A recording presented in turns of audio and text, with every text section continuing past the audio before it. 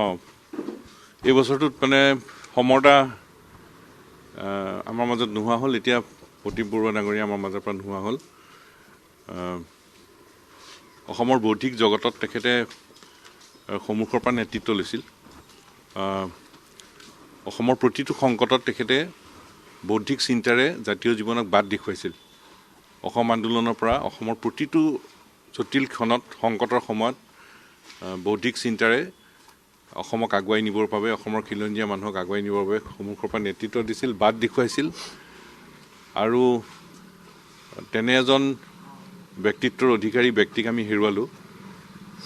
অসমৰ সমাজ জীৱনৰ অত্যন্ত অতি ক্ষতি হৈছে। আৰু আমি সদৌ অসম ছাত্ৰ সন্থায়ো এগৰাকী আমি অভিভাৱক হেৰুৱালোঁ। প্ৰতিটো ক্ষণত আমি তেখেতৰ ওচৰ চাপিছিলোঁ আৰু তেখেতে যুক্তিনিষ্ঠভাৱে আগবাঢ়ি যাবৰ কাৰণে বাটৰ সন্ধান দিছিল। আৰু অসমৰ জাতীয় জীৱনৰ এটা অপূৰণীয় ক্ষতি। বৌদ্ধিক চিন্তাৰে আগুৱাই যাবৰ বাবে বাট দেখুৱাই এজন ব্যক্তি আমাৰ হেৰাই গ'ল।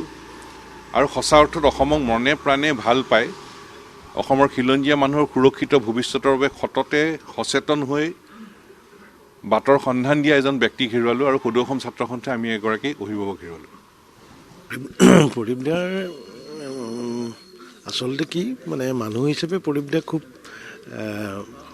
খুব সততাৰে জীৱনটো কটাব বিচাৰিছিল। আৰু প্ৰদীপ দাই খুব নিয়মিত মানে এটা ডিচিপ্লিনত তেওঁ চলিছিল। আৰু সেইকাৰণে প্ৰান্তিকখন প্ৰথমৰ পৰাই আজি 45 বছৰে সেইটো পৰিক্ৰমাৰে চলি আহিছে। প্ৰদীপ দাই সপোন কেৱল প্ৰান্তিকখন, তেওঁ বেলেগ কথা একো নাছিল। আৰু সভা সমিতি তেওঁ সাধাৰণতে নগৈছিল। আৰু তেওঁ প্ৰান্তিকৰ লগতে জড়িত আছিল আৰু প্ৰান্তিকৰ মাজতে তেওঁ জীৱনটো কটাইছিল। আৰু প্ৰান্তিকখন প্ৰতিজন পাঠকৰ কাৰণে কেনেকৈ ৰসগ্ৰাহী হয় তাৰ বিষয়ে আমি বহুত ধৰণৰ কথা পাতিছিলোঁ, বহু কথা কৈছিল। আৰু মাজতে অলপ শংকিত হৈছিল যে পাঠকৰ সংখ্যা খুব দ্ৰুতগতিত হ্ৰাস পাইছে। আৰু তেওঁ এইটো কথাও কৈছিল মোক যে কোনো ধৰণৰ বিজ্ঞাপন নোহোৱাকৈ কেৱল পাঠকে গ্ৰহণ কৰি এখন আলোচনী কেনেকৈ চলাব পাৰোঁ সেইটো মই অসমীয়া সংবাদ জগতত এইটো এটা উদাহৰণ ৰাখি থৈ যাব বিচাৰোঁ। আৰু সেইকাৰণে প্ৰান্তিকত বিজ্ঞাপন খুব কম। আৰু প্ৰান্তিক এনেকুৱা এখন আলোচনী আজি 45 বছৰে তেখেতে সম্পাদনা কৰিলে যে যিখন পৰিয়ালৰ সকলোৰে কাৰণে গ্ৰহণযোগ্য। তাত বিজ্ঞানৰ শিতানো থাকে, তাত সাহিত্যৰ শিতানো থাকে, তাত জানিবলগীয়া শিতানো থাকে, তাত ঘৰুৱা শিতানো থাকে। প্ৰতিগৰাকী পৰিয়ালৰ সদস্যই প্ৰান্তিকখন পঢ়িব পাৰে। আৰু প্ৰান্তিকখন প্ৰতিগৰাকী অসমীয়াৰ কাৰণে এটা আভিজাত্যৰ প্ৰতীক হিচাপে তেওঁ প্ৰতিষ্ঠা কৰি থৈ গ'ল। সেইফালৰ পৰা এজন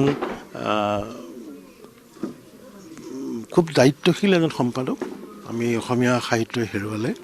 আৰু ইয়াৰ পাছতো নিশ্চয় পৰিয়ালে এই প্ৰান্তিক আলোচনীখন তেওঁৰ যিহেতু সপোন আছিল তেনেকৈয়ে জীয়াই ৰাখিব, সেইটো আমি আশা কৰিব পাৰোঁ। আৰু প্ৰান্তিক আগৰ দৰেই প্ৰান্তিকৰ পৰিয়ালে আগৰ দৰে প্ৰান্তিকক ভাল পাই থাকিব বুলি মই আশা কৰোঁ, অনুৰোধ কৰোঁ।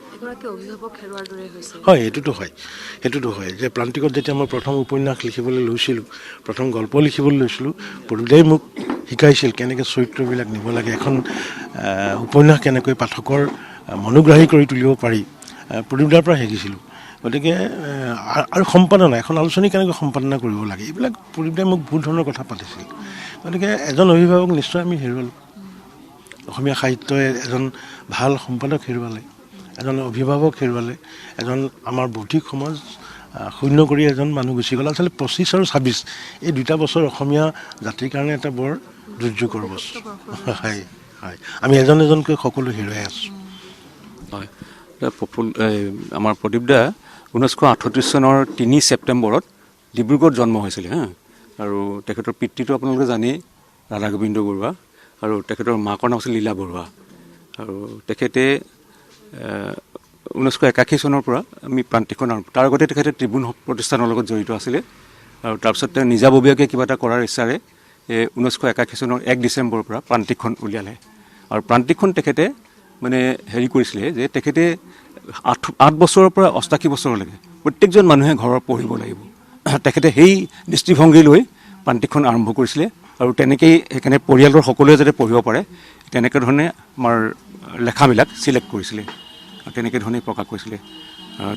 তেখেতে সদায় সেই বস্তুটোৰ ওপৰত জোৰ দিছিলে, মানে মানুহে যাতে সকলোৱে পঢ়িব পাৰে। আৰু সঁচাকৈ আমি প্ৰান্তিক আজি অসমৰ এখন জনপ্ৰিয় আলোচনী বুলি আমি ভাবোঁ। আৰু তেনেকৈ ধৰণে আমাৰ অসমৰ ৰাইজেও সুন্দৰকৈ আদৰি লৈছে আৰু এতিয়াও আমি মানে পজিটিভ হেৰিতে আছোঁ। আমাৰ এতিয়ালৈকে লছ হোৱা নাই, প্ৰান্তিকৰ ধুনীয়াকৈ চলি আছে আৰু চলি থাকিব বুলি আমি আশা কৰিছোঁ। অন্ত্যেষ্টিক্ৰিয়া কেনেদৰে হ'ব, ক'ত হ'ব, কেতিয়া হ'ব? এইটো নৱগ্ৰহত হ'ব 11:30 বজাত বুলি কোৱা হৈছে, কিন্তু এতিয়া চৰকাৰীভাৱে এটা হেৰি কৰিব বুলি কৈছে, গতিকে সেইকাৰণে সময়টো হয়তো ইফাল সিফাল হ'ব পাৰে অলপ।